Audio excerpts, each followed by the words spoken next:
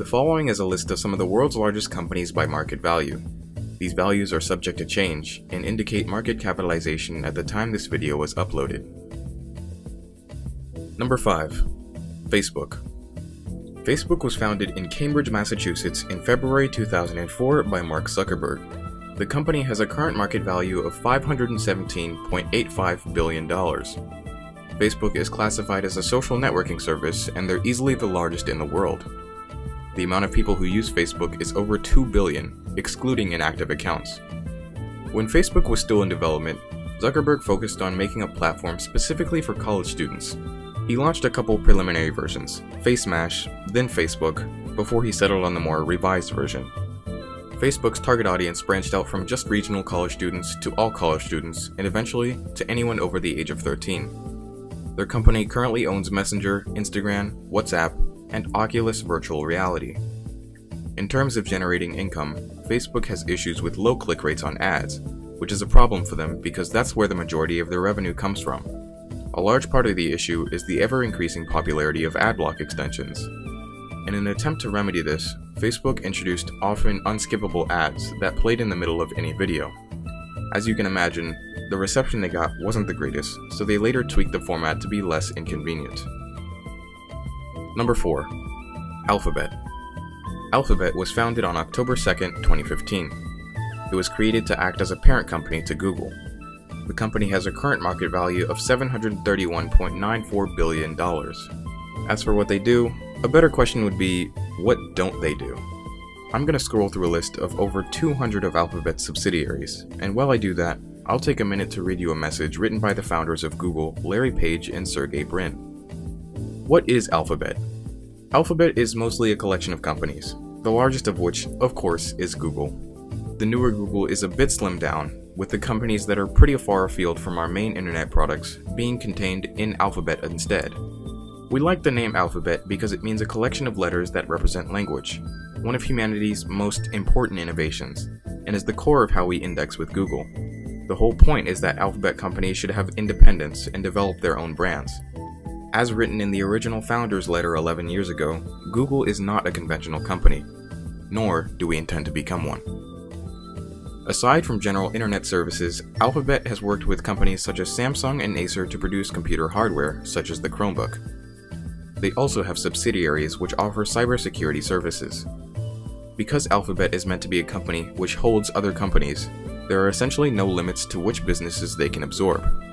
It's safe to assume Google decided to restructure its company because they intend to continue the acquisition of smaller companies. If this is the case, by the year 2040, they could contain over 450 companies. Number 3. Microsoft. Microsoft was founded in Albuquerque, New Mexico on April 4, 1975, by Paul Allen and Bill Gates. The company has a current market value of $736 billion. It's the largest software producing company in the world, and it also produces its own line of computers and accessories. The Xbox line of gaming consoles is one of their flagship products. Their initial growth can be attributed to successes in early sales of PCs, and their integral web browser, Internet Explorer, which was any user's gateway to the internet in the early days of the personal computer. It started when an electronics company, MITS, developed a marketable home computer called the Altair 8800, something that hadn't been done before. Allen and Gates then began making a software for the computer named the Altair Basic. They moved to New Mexico and started working for MITS, where they would go on to create Microsoft. In recent years, Microsoft faced heavy competition against Sony in the multi-billion-dollar gaming industry. During the latest console generation, the PS4 outsold the Xbox One by about twice as much. Despite this, in other areas, Microsoft has performed particularly well, with Windows 10 and Microsoft Edge being incorporated into nearly every PC currently available on the market. The company has also seen the potential market for augmented reality and responded with one of their newest products, the HoloLens. It's multi-purpose, having applications in entertainment and several types of work. In the past, virtual reality and augmented reality haven't been easy to successfully market, but Microsoft could be the ones to give the technology the push it needs to make it profitable. Number 2. Amazon.